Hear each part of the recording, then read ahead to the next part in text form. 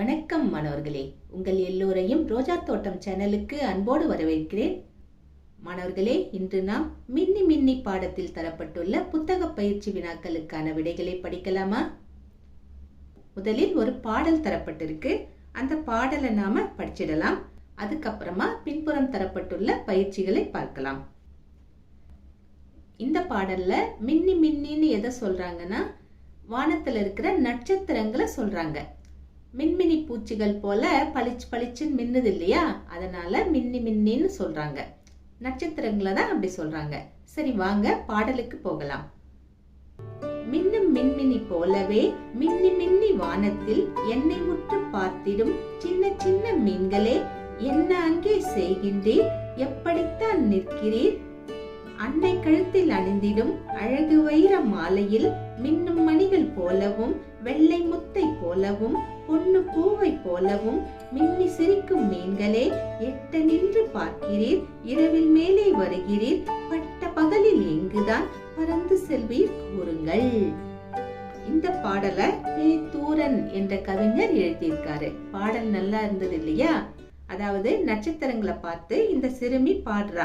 அழகா இருக்கீங்க, பாக்குறதுக்கு நல்லா இருக்கீங்க, நீங்க இரவுல நீங்க வானத்துல இருக்கீங்க, பகல்ல எங்க தான் போறீங்கன்னு கேக்குறா. இப்ப வாங்க பயிற்சிகளுக்கு போகலாம். செய்து பழகலாம் இப்படி தரப்பட்டிருக்கா.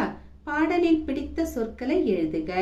இந்த பாடல்ல நிறைய சொற்களை நாம பார்த்தோம் இல்லையா? உங்களுக்கு பிடித்த சொற்களை நீங்க எடுத்து எழுதலாம்.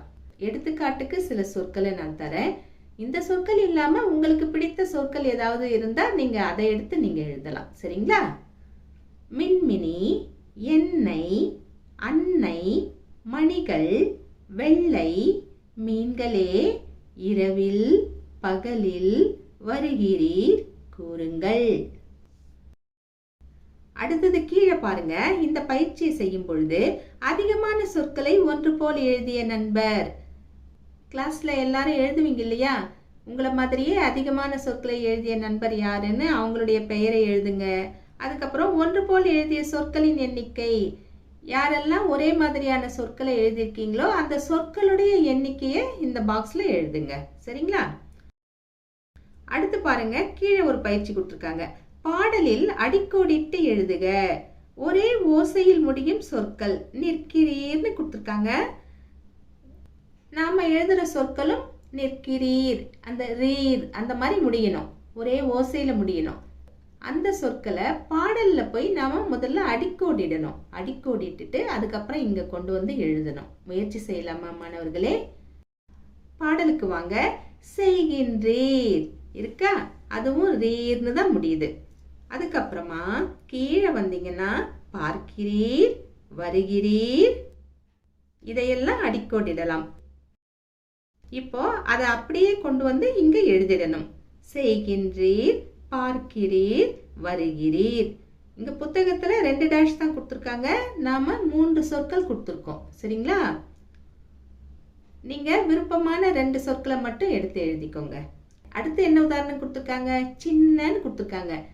சின்ன, ந இந்த மாதிரி ஓசையில முடிகிற வேறு சொல் என்ன இருக்குன்னு பார்க்கணும். பாடலுக்கு வாங்க. சின்ன, சின்ன சின்ன மீன்களே, அதுக்கு கீழே வரியில பாருங்க, என்ன அங்கே செய்கின்றீர் இருக்கு இல்லையா? சின்ன என்ன ரைமிங்கா இருக்கா? இப்போ என்னங்கிற சொல்ல அடிக்கோடிடுங்க, அந்த சொல்ல எடுத்து எழுதிடுங்க. இந்த கேள்விக்கான விடை முடிந்தது. அடுத்தது 2வது கேள்வி என்ன? பாடலில் புதிதாக தெரிந்து கொண்ட சொற்கள். நிறைய சொற்களை நாம தெரிஞ்சுக்கிட்டோம் இல்லையா? முதல்ல நாம பாடலில் பிடித்த சொற்கள்னு நிறைய எழுதியிருக்கோம். இங்க புதிதாக தெரிந்து கொண்ட சொற்கள்னு கேட்டிருக்காங்க. உங்களுக்கு எந்தெந்த சொற்கள் எல்லாம் புதிதா இருக்கோ அந்த சொற்களை எல்லாம் நீங்க எடுத்து வரிசைப்படுத்தி எழுதலாம்.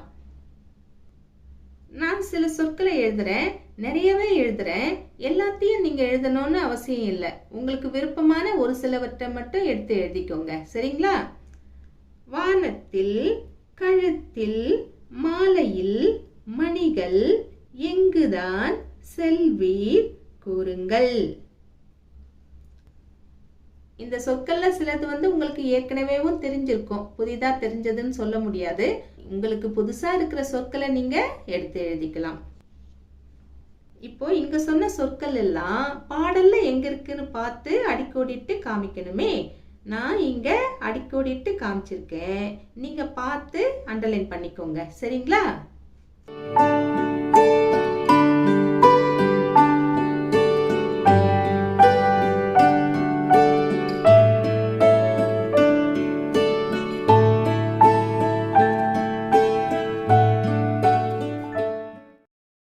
அடுத்தது 34வது பக்கம் வாங்க.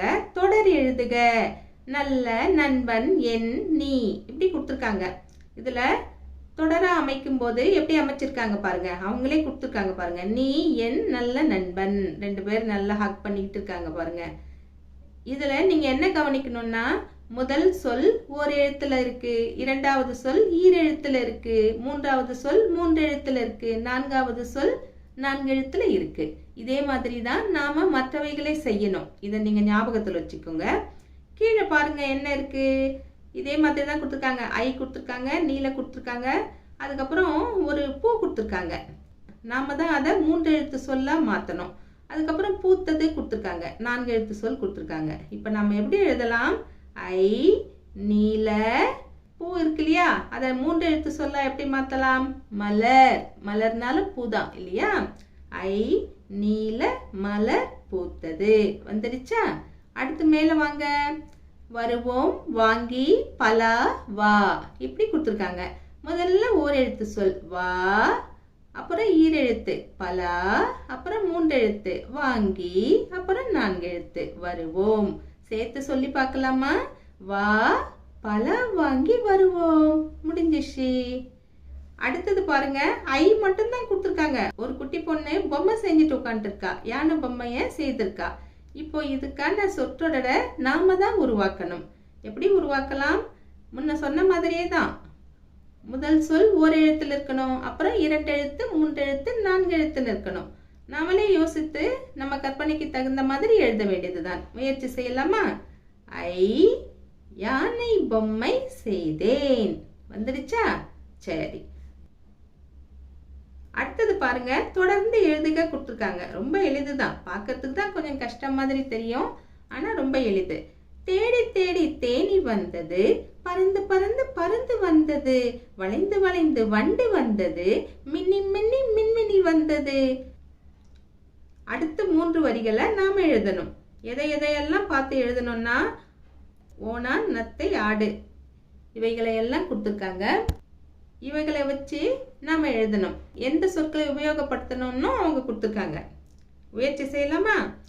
ஓடி ஓடி ஓணான் வந்தது, நகர்ந்து நகர்ந்து நத்தை வந்தது, ஆடி ஆடி ஆடு வந்தது, பாடி பாடி பாப்பா வந்தாள். மாணவர்களே, இன்று நாம் மின்னி மின்னி பாடத்தில் கொடுக்கப்பட்ட புத்தக பயிற்சிகளுக்கான விடைகளை பார்த்தோம். இதன் தொடர்ச்சியை நாம் அடுத்த காணொளியில் காணலாம். அதுவரைக்கும் டாடா பபாய்.